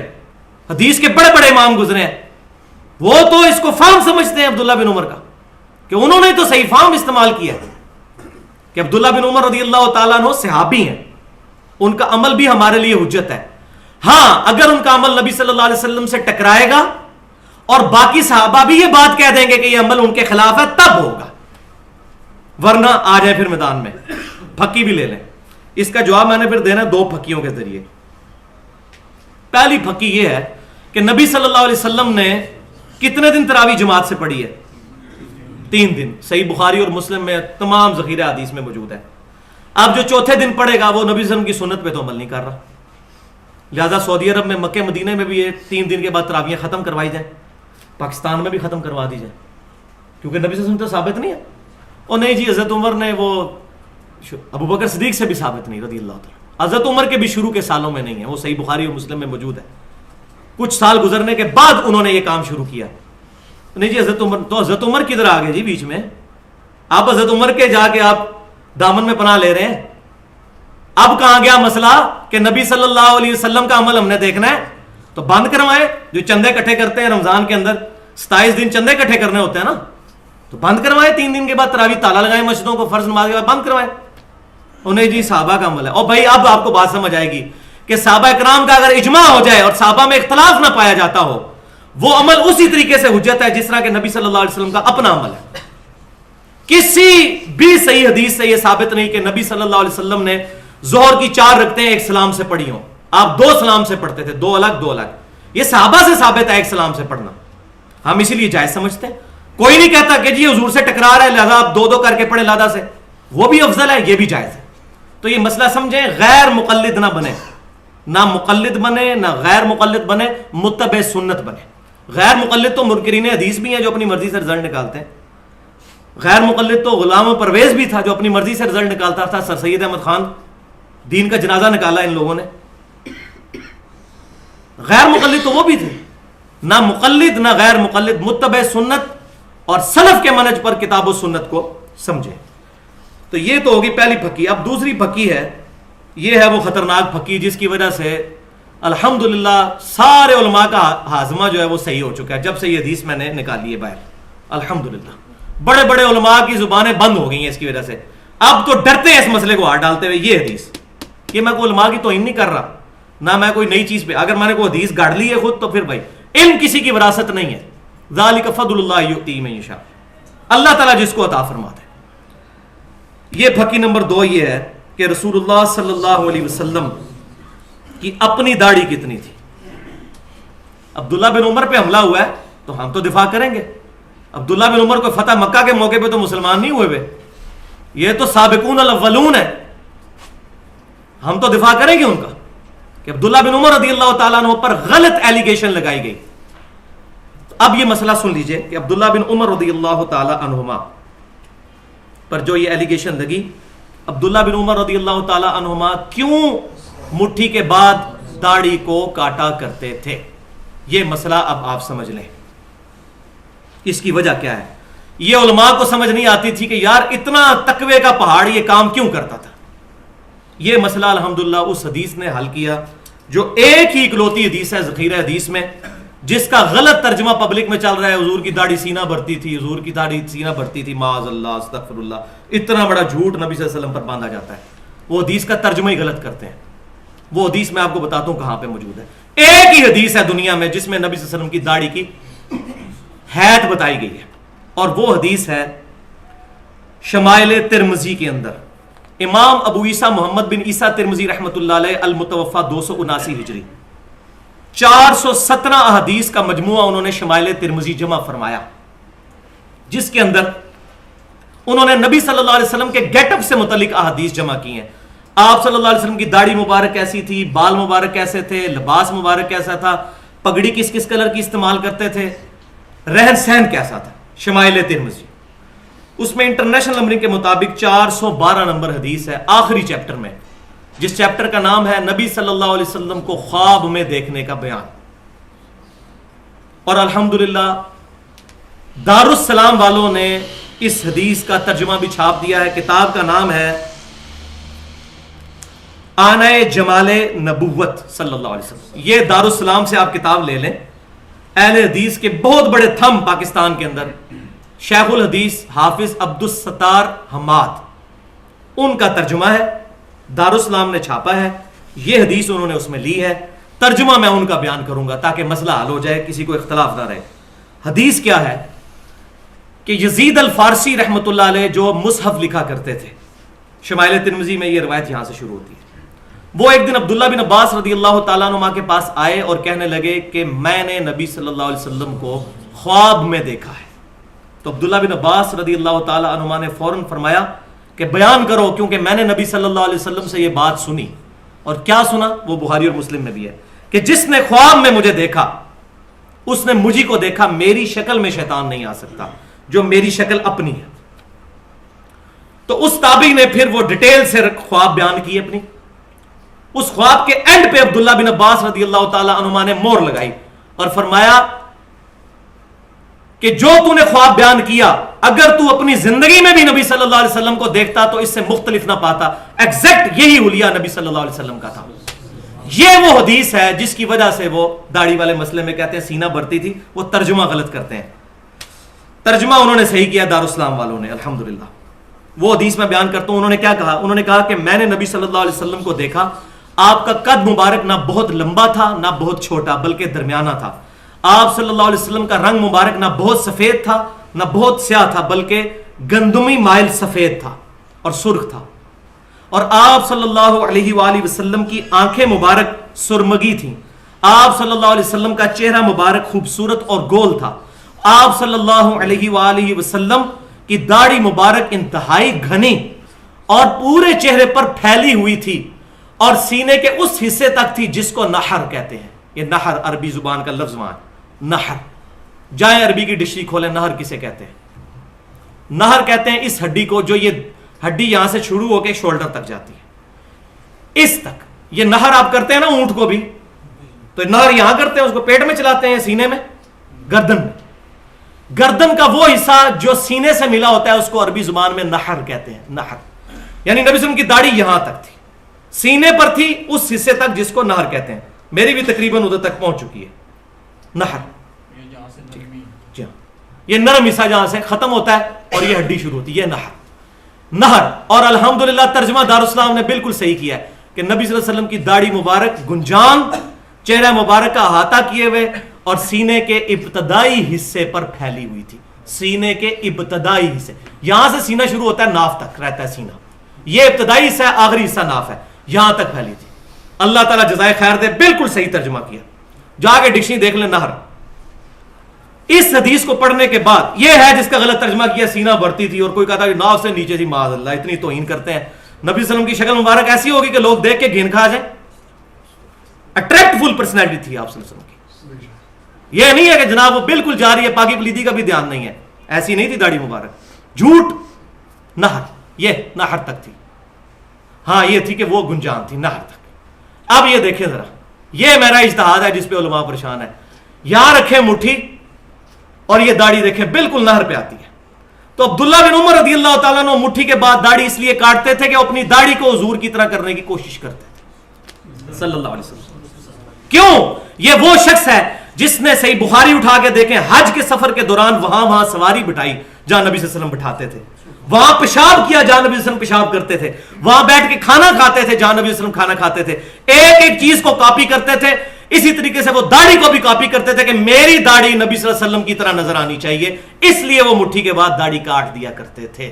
الحمدللہ یہ صدیوں سے مسئلہ جو تھا یہ ریزالو ہوا ہمارے اس اجتہاد کے ساتھ, اور الحمدللہ یہ جب چیز سامنے آئی ہے اب کسی کی جرت نہیں کہ اس کا کوئی علمی جواب دے سکے. الحمدللہ. تو لیکن یہ فرقہ واریت سے بالا تر ہو کر چیزوں کو سننا چاہیے. داڑھی کو مذاق نہ بنائیں. میں نہیں کاٹتا مٹھی کے بعد, دیکھ لیں میرے بات, لیکن میں مسئلہ غلط, میں پینٹ نہیں پہنتا لیکن جائز سمجھتا ہوں اس کو. اپنا کرنا نہ کرنا اور چیز ہے لیکن شرعی فتویٰ نہیں لگے گا. لہٰذا یہاں پہ یہ بات یاد رکھیں کہ دونوں موقف ایکسٹریم پہ ہیں. پینڈولم کی دو ایکسٹریم ہے. ایک شیخ البانی کا موقف ہے. شیخ البانی یہ کہتے ہیں کہ مٹھی کے بعد داڑھی کاٹنا واجب ہے, جو کاٹتا نہیں وہ حرام کا مرتکب ہے. آپ انٹرنیٹ پہ شیخ البانی کی تصویریں پڑی ہوئی ہیں, میرے سے بھی چھوٹی داڑھی تھی ان کی, جو صحیح الالبانی, حسن الالبانی, البانی سارے کر رہے ہوتے ہیں پاکستان میں. ان کی اپنی داڑھی کتنی تھی ذرا دیکھیں. اور وہ کوئی شاگرد جس کی داڑھی لمبی ہوتی تھی مٹھی کے بعد پکڑ کے وہ ضرور کٹوا دیا کرتے تھے اور کہتے تھے واجب ہے کاٹنا. یہ ایک ایکسٹریم ہے, میں نہیں اس کو صحیح سمجھتا. دوسری ایکسٹریم وہ ہے جو 14ویں اور 15ویں صدی کے پاکستانی مولویوں کی, انڈیا کے مولویوں کی ہے, جو کسی سے بھی نہیں ثابت, پہلے 1400 سال میں کسی سے نہیں ثابت کہ جی مٹھی کے بعد داڑھی کاٹنا حرام ہے. کسی نے نہیں لکھا. یہ 14ویں صدی کی پیداوار ہے مسئلہ. ہے تو نکالیں. اچھا جی, وہ کہتے ہیں آپ نکالیں سلف سے ثابت ہو کاٹنا, تو عبداللہ بن عمر سے بڑا سلف کون ہے بھائی؟ ہمارا تو سلف موجود ہے مونڈ, اور میں نے پورے دلائل دے دی. آپ ذرا دکھائیں کوئی ایک صحابی جس نے یہ کہا ہو کہ مٹھی کے بعد داڑھی کاٹنا حرام ہے. کسی نے عبداللہ بن عمر کو ٹوکا ہو تو واف اللحا کی تفسیر عبداللہ بن عمر ہی بتائیں گے جو حدیث کے راوی ہیں رضی اللہ تعالی عنہما، اللہ کی کروڑوں رحمتیں ہوں ان پر۔ اب تیسرا مسئلہ اس کے اندر، دو میں نے ایکسٹریم بتا دی کہ کاٹنا حرام اور ادھر کاٹنا واجب، تیسرا درمیان کا راستہ ہے، وہ یہ ہے کہ مٹھی کے بعد اگر کوئی داڑھی کاٹ لیتا ہے تو یہ جائز ہے، وہ میں نے سارے دلائل دے دیے۔ یہ مسئلہ بھی اجتہادی ہے، اگر وہ عبداللہ بن عمر کی طرح کاٹتا ہے تاکہ اپنی داڑھی کو حضور صلی اللہ علیہ وسلم کی طرح کرے تو اس کے لیے وہ افضل ہوگا کہ مٹھی کے بعد داڑھی کاٹے، اس کے لیے وہ افضل۔ یہ جو مشہور کیا ہے جی کوئی نہ، جو بعض لوگ جس طرح شیخ زبیر علی زئی صاحب کا موقف ہے، میں ان کے ساتھ نہیں اس مسئلے پہ ایگری کرتا، وہ کہتے ہیں کہ مٹھی کے بعد کاٹ لو تو جائز ہے، نہ کاٹو تو افضل ہے۔ میں یہ کہتا ہوں کہ نہ کاٹو یہ افضل ہے، یہ کہاں لکھا ہوا ہے؟ حدیث کا راوی تو عبداللہ بن عمر کاٹتے تھے، نہ کاٹو افضل کہاں لکھا ہوا ہے؟ کاٹنا افضل اگر نہیں لکھا ہوا تو نہ کاٹنا افضل بھی کہیں نہیں لکھا ہوا۔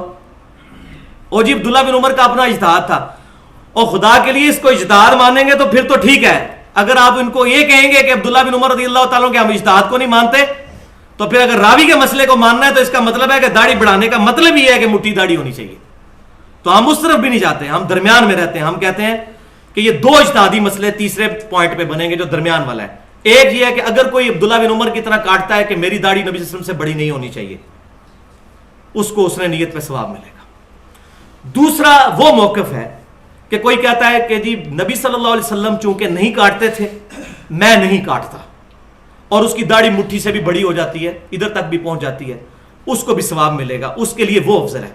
کاٹنے والے کے لیے بھی افضل ہے، یہ نیت پہ ڈیپینڈ کرتا ہے۔ دلیل دونوں کے پاس کوئی نہیں ہے، دلیل اگر کسی کی مضبوط ہے وہ کاٹنے والے کی ہے، اگر آپ عبداللہ بن عمر والے مسئلے میں جائیں تو۔ البتہ یہ کہیں نہیں ہے کہ مٹھی کے بعد داڑھی کاٹنا حرام ہے، لہٰذا دونوں ایک دوسرے کے اوپر تان نہ کریں۔ ہم خود نہیں کاٹتے تو یہ وہ مسئلہ ہے جس پہ میں نے رجوع کیا۔ میں پہلے خود میں بھی یہ کہا کرتا تھا کہ مٹھی کے بعد نہ کاٹنا بہتر ہے، لیکن اب میں اس سے رجوع کرتا ہوں۔ میرا موقف یہ تمام دلائل کے بعد یہ ہے کہ مٹھی کے بعد نہ کاٹنا بہتر اس کے لیے ہے جو یہ سمجھتا ہے کہ نبی صلی اللہ علیہ وسلم نے نہیں کاٹی، اور مٹھی کے بعد کاٹنا بہتر اس کے لیے ہے اور افضل ہے اس کے لیے جو اپنی داڑھی کو نبی صلی اللہ علیہ وسلم کی طرح کرنے کی کوشش کرتا ہے، اور جس میں ہمارے سلف ہیں عبداللہ بن عمر رضی اللہ تعالی عنہما۔ تو میں نے یہ بتا دیا، پہلے بھی میں بتا چکا ہوں، میں دوبارہ ریپیٹ کر دیتا ہوں۔ اس میں کڑوی گولی اسی کانٹیکسٹ میں وہ یہ ہے کہ جو لوگ مٹھی کے بعد داڑھی نہیں کاٹتے، شیطان نے ان کو ایسے اپنے ہتھے چڑھایا ہے کہ وہ مستحب سے کرنے کے چکر میں حرام کے مرتکب ہو جاتے ہیں، اور وہ حرام کیا ہے وہ سن لیں آپ۔ سنن نبی داؤد کے اندر انٹرنیشنل نمبر کے مطابق 36 نمبر حدیث ہے، اور سنن نسائی کے اندر 5067 نمبر حدیث ہے صحیح سند کے ساتھ، کہ نبی صلی اللہ علیہ وسلم نے ایک صحابی سیدنا رویف رضی اللہ تعالیٰ عنہ، رویف بن ثابت رضی اللہ تعالیٰ عنہ سے فرمایا کہ تیری لمبی عمر ہوگی، جب تجھے کوئی میرا امتی ملے تو میری طرف سے اس کو یہ پیغام پہنچا دینا کہ محمد صلی اللہ علیہ وسلم اس سے بری ہے جو اپنی داڑھی کو گرا لگاتا ہے۔ دیکھ کتنے سخت وعید ہے۔ آپ جن کی داڑھی مٹھی سے بہت لمبی ہوتی ہے، کاٹتے نہیں ہیں مستحب کام کرنے کے لیے، اور حرام کے مرتکب ہو جاتے ہیں یوں اس کو اندر کر کے۔ یہ دیکھ مولوی تقریباً 70% یہ کام کرتے ہیں، اور وہ خوش ہو رہے ہوتے ہیں کہ ہم بڑی نیکی کر رہے ہیں، نہیں کاٹ رہے، حالانکہ کاٹ لینا تو وہ بہتر ہے بجائے اس کے کہ داڑھی کو گرا لگا لیں۔ اب آپ جن کی داڑھی کو گرا لگے نا اور وہ داڑھی والے مسئلے بولیں، ان کو آپ تو حرام کام کر رہے ہو، آپ پہ تو واضح نص موجود ہے۔ تو یہ شیطان نے ایسا ان کو چھوٹی نیکی کرانے کے چکر میں حرام کا مرتکب کر دیا۔ تو داڑھی کو گرا لگانا یہ حرام ہے۔ تو اگر آپ یہ داڑھی کو گرا کیوں لگا رہے ہیں؟ وہ خود بھی چاہتے ہیں کہ داڑھی خوبصورت نظر آئے، ٹھیک ہے، یہی تو ہم کہتے ہیں بھائی۔ اب یہ نہیں ہے کسی کی یہ پوچھل لمکی ہوئی ہے ادھر اور وہ اس طرح ہی چھوڑ دیتا ہے، برابر کر لیں یار، مٹھی سے زیادہ رکھ لیں لیکن داڑھی برابر تو رکھیں۔ ایسی داڑھی نہ ہو کہ دیکھ کے لوگ گھن کھا جائیں گے یہ پتہ نہیں کون بندہ آ گیا۔ لیکن اس میں یہ بھی بات یاد رکھیے، جو لوگ باوجود اس کے یہ کام نہیں کرتے ان کے بارے میں بھی نفرت دل میں نہ رکھیں۔ دیکھیں آج کے دور میں اتنی لمبی داڑھی رکھنا بہت ہمت کا کام ہے، اور یہ کہنا یہ خارجیوں والی شکل بنائی ہوئی ہے، یہ بھی بہت ظلم ہے۔ دیکھیں یہ جو کچھ انہوں نے کیا ان کے پیچھے بھی محبت کار فرما ہے۔ ان بیچاروں کو پتہ نہیں، علمی کمزوری ہے، وہ چیز ان کو بتا دیں احسن طریقے کے ساتھ، لیکن بدگمانی نہ کریں۔ اب آپ سن لیجئے کہ مصنف ابن ابی شیبہ میں 38,000 صحابہ کے اقوال اور احادیث کا مجموعہ، دنیا کا سب سے بڑا، اس میں کن کن صحابہ کے بارے میں ہے کہ مٹھی کے بعد داڑھی کاٹتے تھے۔ عبداللہ بن عمر، عبداللہ بن عباس، سیدنا ابو ہریرہ رضی اللہ تعالیٰ. عبداللہ بن عباس کے بارے میں بھی موجود، عبداللہ بن عمر کے بارے میں موجود، اور سیدنا ابو ہریرہ کے بارے میں تو یہاں تک ہے کہ وہ یہ رخسار کے بال بھی جو داڑھی میں نہیں آتے، ہمارے لوگ سمجھتے ہیں کہ یہ بھی داڑھی ہے اور یہ بھی داڑھی ہے، وہ بھی کاٹا کرتے تھے. اور تابعین میں سے ابراہیم نخعی اور قاسم بن محمد بن ابی بکر، بخاری مسلم کے راوی، حضرت ابوبکر صدیق رضی اللہ تعالیٰ عنہ کے پڑپوتے، یہ سارا کام وہ کیا کرتے تھے. اب آخری مسئلہ انشاءاللہ 5-7 منٹ میں کنکلوڈ کرتا ہوں تاکہ یہ آج ایک جگہ ریکارڈنگ میں چیز آ جائے. یہ مسئلہ وہ ہے داڑھی کو رنگنے سے متعلق. یہ تھوڑا سا ٹائم لگنا ہے اس میں، داڑھی رنگنے کے بارے میں، کیونکہ اس مسئلے میں آج کل خصوصاً یہ جو جماعت المسلمین والے غیر مقلد ہیں، انہوں نے اس کو واجب کے درجے میں پہنچا دیا ہے کہ جو داڑھی نہیں رنگتا وہ حرام کا مرتکب ہے. اور ٹھیک ہے، علاج ہے. وجہ یہ ہے کہ جب آپ یہ والا فتویٰ لگائیں گے کہ مٹھی کے بعد داڑھی کاٹنا حرام ہے اور صحابہ کرام کے فہم کو نہیں مانیں گے، تو وہ بھی پھر یہی کریں گے. نبی صلی اللہ علیہ وسلم سے تو سفید داڑھی رکھنا کوئی نہیں ثابت، آپ تو داڑھی رنگتے تھے، تو وہ پھر اس طریقے سے آپ پہ چڑھیں گے. تو یہ سلف کا فہم چھوڑنا ہے، یہ بھی ایک سمجھے پھکی ہے اس مسئلے میں. اور دلیل ہے ان لوگوں کی جو مٹھی کے بعد داڑھی کاٹنے کو جائز سمجھتے ہیں، داڑھی رنگنے والا مسئلہ، کیونکہ سیم الفاظ ہیں، صحیح بخاری اور مسلم کی متفق علیہ حدیث ہے، یہود و نصارہ کی مخالفت کرو، وہ داڑیاں نہیں رنگتے، تم داڑھی رنگو. آؤ ہاں بچہ جی مداح نہیں چھوڑ. جنہاں نے داڑھی نہیں رنگی ہوئی اور کہندے نے مٹھی تو بعد کٹنا حرام ہے اور ان کی داڑھی سفید ہے، تو ہم کہیں گے یہ یہودیوں اور عیسائیوں والی ہے. حدیث ہے واضح حکم کہ یہود و نصارہ کی مخالفت کرو، وہ داڑھی نہیں رنگتے، تم داڑھی رنگو. لیکن نہیں، ایسا نہیں. ہم سلف کا فارم لیں گے، ہم دوغلی پالیسی نہیں رکھیں گے کہ ادھر آئے تو وہ مسئلہ مان لیں، ادھر جائے تو وہ مسئلہ مان لیں. ہماری پالیسی وہی ہے کہ ہم دیکھیں گے کہ احادیث کے راوی کیا داڑھی رنگتے تھے یا نہیں، صحابہ کا عمل ہم دیکھیں گے. دوسری حدیث صحیح بخاری اور مسلم کی متفق علیہ حدیث، یہ تو اور مور ہے کہ عبداللہ بن عمر رضی اللہ تعالیٰ عنہ اپنی داڑھی کو سرخ رنگ سے رنگا کرتے تھے، سر کے اور داڑھی کے بالوں کو، اور پھر کہا کرتے تھے نبی صلی اللہ علیہ وسلم بھی رنگتے تھے، میں بھی اسی لیے رنگتا ہوں. لہذا وہ جو حدیث صحیح بخاری مسلم میں آتی ہے، انس بن مالک کہتے ہیں کہ حضور صلی اللہ علیہ وسلم کے 20 سے زیادہ بال سفید نہیں تھے سر اور داڑھی کے. اس سے مراد یہ نہیں ہے کہ آپ سفید بال رکھتے تھے، وہ ٹرانزیشن پیریڈ ہوتا تھا. ظاہر ہے کہ رنگ کیا پھر بیچ میں ہلکا بھی ہو جاتا ہے نا، پھر دوبارہ اس پیریڈ کے دوران انہوں نے یہ بات کی ہے کہ یہ سفید بال چند تھے کن پٹی پہ اور بچی پہ، بس باقی ساری کالی تھی. آپ کی داڑھی، آپ کی خوبصورتی تھی کالی داڑھی، معجزہ تھا. وفات تک 20 سے زیادہ بال سفید نہیں تھے. میرے ہو چکے ہیں سر کے 20 سے زیادہ سفید. اب وہ صحیح مسلم کی حدیث کہ جو سیدنا ابوبکر صدیق رضی اللہ تعالیٰ عنہ کے والد ابی قحافہ رضی اللہ تعالیٰ عنہ کو حضور کی خدمت میں پیش کیا گیا. سفید داڑھی ان کی اور سفید بال. حضور صلی اللہ علیہ وسلم نے فرمایا کہ اپنی داڑھی کو رنگو، اس کا سفید رنگ بدلو، لیکن کالے رنگ سے اجتناب کرو. کالے رنگ سے اجتناب کرو. کالے کے علاوہ کوئی رنگ بھی، کوئی مہندی بھی استعمال کر سکتے ہیں، ڈارک براؤن بھی، گرے بھی، کوئی کلر بھی استعمال، لیکن کالے رنگ سے اجتناب کرنا ہے. لہذا یہ حکمی حدیث ہوگی. اور اس حدیث کے راوی ہیں جابر بن عبداللہ رضی اللہ تعالی عنہما، یہ ابھی قحافہ والے. اور جابر بن عبداللہ رضی اللہ تعالیٰ عنہ کی اپنی داڑھی سفید تھی، خود حدیث روایت کر رہے ہیں ابھی قحافہ والی. تمام مسمع اور رجال کی کتابیں اٹھا کے دیکھیں، سفید داڑھی تھی. اس سے کیا پتا چلا کہ سفید داڑھی اگر کوئی رکھ لے تو جائز ہے، بہتر یہ ہے کہ سرخ کرے. اگر لفظی مطلب پہ جانا ہے غیر مقلدین کی طرح، غیر مقلد اور اصحاب الحدیث میں بہت فرق ہے. اصحاب الحدیث، اہل حدیث اور اہل سنت وہ ہوتا ہے جو غیر مقلد نہ ہو، نہ مقلد نہ غیر مقلد، بلکہ کتاب و سنت کو سلف، صحابہ، تابعین، تبع تابعین کے منہج کے مطابق مانتا ہوں. اگر غیر مقلدین والا چکر کرنا ہے، جماعت المسلمین تکفیریوں والا، تو پھر تو وہ ٹھیک کہتے ہیں کہ یہ فرض ہے رنگنا. اور اگر صحابہ کے فام کو لینا ہے تو جابر بن عبداللہ خود راوی ہیں اور وہ داڑھی نہیں رنگا کرتے تھے. بلکہ اس سے بڑی دلیل کہ سیدنا علی رضی اللہ تعالیٰ عنہ کے بارے میں سیدنا امام شعبی، ایک امام شعبہ ہے ایک شعبی ہے، ان سے المستدرک للحاکم میں کسی نے پوچھا کہ کیا حضرت علی کی زیارت آپ نے کی ہے؟ تو انہوں نے کہا ہاں، میں نے سیدنا علی کو دیکھا ہے، ان کے سر اور داڑھی کے بال سفید ہوا کرتے تھے. اور سیدنا علی عام صحابی نہیں ہے. علیکم بسنتی و سنت الخلفاء راشدین.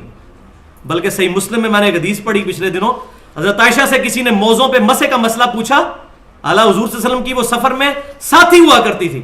سیدہ عائشہ نے کہا یہ مسئلہ علی سے پوچھو، علی مجھ سے بڑا عالم ہے. لہذا ان رافضیوں کا رد ہوا جو حضرت عائشہ رضی اللہ تعالیٰ عنہ پر تان کرتے ہیں. حضرت عائشہ اتنی عزت کرتی تھی حضرت علی کی، فرمایا علی مجھ سے بڑا عالم ہے، وہ حضور کے زیادہ قریب تھا.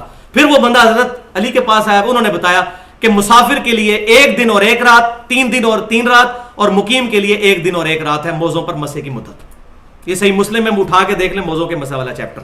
تو سیدنا علی کی داڑھی سفید تھی الحمدللہ۔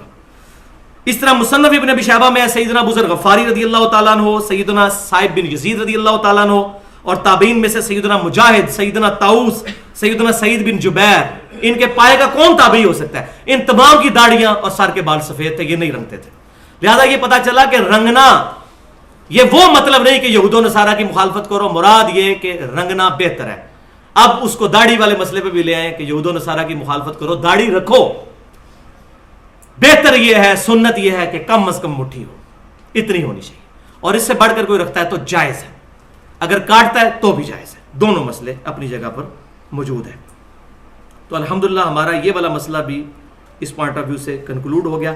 آخری حدیث جو میں بیان کرنا آج ضروری سمجھتا ہوں، خصوصاً علماء کے حوالے سے، صحیح مسلم کی تو بیان کر دی کہ سیاہ رنگ سے اجتناب کرو، لیکن ابو داؤد کی حدیث بھی سن لیں کہ نبی صلی اللہ علیہ وسلم نے فرمایا، سنن ابی داؤد کے اندر یہ حدیث موجود ہے کہ آپ صلی اللہ علیہ وسلم نے ارشاد فرمایا کہ قرب قیامت میں، کتاب اللباس چیپٹر میں ہے ابو داؤد کے، قرب قیامت میں ایسے لوگ پیدا ہوں گے آخری زمانے میں جو کبوتروں کے سینے کی طرح اپنے بالوں کو رنگیں گے، کالا کریں گے۔ جیسا کبوتر آپ دیکھیں نا، وائٹ کبوتر، تو اس کا سینہ یہاں سے کالا ہوتا ہے، جس کا یہ سینہ مطلب یہ داڑھی، اور ایسے لوگ قیامت والے دن جنت کی خوشبو بھی نہیں پائیں گے۔ استغفر اللہ واتوب الیہ۔ کئی لوگ میں دیکھتا ہوں کہ وہ لوگ اپنی داڑھیوں کو سیاہ کرتے ہیں۔ آج تک اگر مسئلہ پتہ نہیں تھا، توبہ کریں، رجوع کریں، اللہ معاف کرنے والا ہے، اللہ تبارک و تعالیٰ غفور الرحیم ہے۔ تو یہ داڑھی مسلمان کی پہچان ہے، نبی صلی اللہ علیہ وسلم سے محبت کا تقاضا ہے۔ وہی بات ڈاکٹر ذاکر نائک والی میں کروں گا، وہ لیکچر ضرور دیکھیں۔ If label shows your intent wear it. 3 چیزیں ایک مسلمان مرد کی نشانیاں ہیں: سر کو ڈھانپنا، ٹوپی سے، رومال سے، پگڑی سے، کسی بھی چیز سے، دوسرا شلوار ٹخنوں سے اوپر، پینٹ ٹخنوں سے اوپر، اور تیسرا داڑھی رکھنا۔ یہ 3 مسلمان کی نشانیاں ہیں، اس کا اہتمام کریں۔ مسلمان عورت کی نشانی حجاب کرنا ہے، اس میں بھی چہرے کا پردہ۔ شیخ البانی صاحب کو اس موقف میں غلطی لگی، تو جو لوگ یہاں شیخ البانی صاحب کو بہت بڑا بزرگ مانتے ہیں تو ان کو تو اپنی عورتوں کے نقاب اتروا دینے چاہیے، اگر وہ البانی صاحب کو ہر مسئلے میں صحیح مانتے ہیں۔ الحمدللہ ہم کتاب و سنت کو سلف کے منہج پہ مانتے ہیں، غلطی کسی کو بھی لگ سکتی، مجھے بھی لگ سکتی ہے، ٹھیک ہے۔ تو الحمدللہ اس مسئلے میں بریلوی دیوبندی اہل حدیث کا اتفاق ہے کہ چہرے کا پردہ ہے۔ میں خود دعوت اسلامی میں بھی رہا 10 سال، تو اس وقت بھی، اس کے بعد بھی میں بریلوی تھا۔ میری شادی ہوئی، میری وائف کو پہلے دن سے نقاب کرواتے تھے، کبھی زندگی میں ایسا لمحہ نہیں آیا، شکر ہے میں البانی صاحب سے متاثر نہیں تھا، ورنہ شاید میں چہرے کا نقاب اتروا دیتا۔ تو حالانکہ وہ خود اپنے گھر والوں کو کرواتے تھے، کہتے تھے یہ تقوی ہے وہ فتویٰ ہے، حالانکہ وہ فتویٰ کوئی نہیں، میں نے پچھلی دفعہ ڈیٹیل سے بتایا، انشاءاللہ موقع ملا عورتوں کے پردے کے اوپر ڈیٹیل سے میں ڈسکس کروں گا۔ سر ڈھانپنے کے بارے میں آخری بات سن لیجئے، سورۃ الاعراف کی 31 نمبر آیت ایمانداری سے خود جا کے گھر پڑھ لیں کہ اللہ تعالیٰ نے فرمایا کہ جب مسجدوں میں آؤ تو زینت کے ساتھ آؤ، اور زینت ہماری اسی صورت میں ہوگی جب ہم اپنے آپ کو نبی صلی اللہ علیہ وسلم کے قریب کریں گے۔ اگر کوئی شخص عام حالت میں ٹوپی یا پگڑی یا رومال سر پہ نہیں بھی رکھتا، مرد نماز میں ضرور اہتمام کرے۔ او جی عام حالت ہی نہیں رہتا، نماز ہی کیوں رکھے؟ تو یہ تو اسی طرح کوئی کہ جی کوئی فجر کی نماز نہیں پڑھتا، باقی 4 کیوں پڑھے؟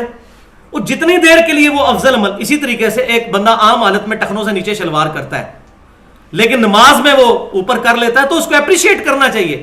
آہستہ آہستہ چیزیں سمجھ آتی ہیں، ہمیں ایک دن میں سمجھ آئی ہیں، ابھی تک یقین کریں ہر روز ہی کوئی نئی بات پتہ چلتی ہے۔ تو یہ لرننگ پیریڈ انسان کا جاری رہتا ہے، تو یہ مسلمان کا شعار ہے۔ لہذا سر ڈھانپ کے، کیونکہ ہماری سنت کی خلاف ورزی کرنے کی وجہ سے کوئی بندہ کتاب و سنت کے منہج سے متنفر ہو گیا، اس سے بڑا کوئی ظالم شخص نہیں ہوگا کہ ہمیں وہ بوڑھے بوڑھے ہو چکے ہیں اور اس طرح بالوں کو کنگھی بھی دی ہوئی ہوتی ہے اور ننگے سر آگے نماز پڑھ رہے ہوتے ہیں، ان کو دیکھ کے کوئی بندہ مسجد میں کہہ دی ان کی حالت دیکھو کیا بنی ہے، شکلیں مسلمانوں والی ہیں، اور متنفر ہو گیا، تو پھر یہ ظلم ہے۔ ہمیں کتاب و سنت کی تعلیمات کو اللہ تبارک و تعالی سلف کے فہم کے مطابق عمل کرنے کی توفیق عطا فرمائے۔ آج میں نے جو حق بات کی اللہ تعالی ہمارے دلوں میں راسخ فرمائے، اگر کوئی غلط بات میرے منہ سے جذبات میں نکل گئی اللہ تعالی ہمارے دلوں سے معاف کر دے۔ انشاءاللہ یہ داڑھی والا مسئلہ بھی اہل سنت پاک .com کے اوپر الگ سے بھی اپلوڈ ہو جائے گا انشاءاللہ۔ اور یہ آج کا جو لیکچر نمبر 65 ہے یہ بھی انشاءاللہ آج رات کو اپلوڈ ہو جائے گا.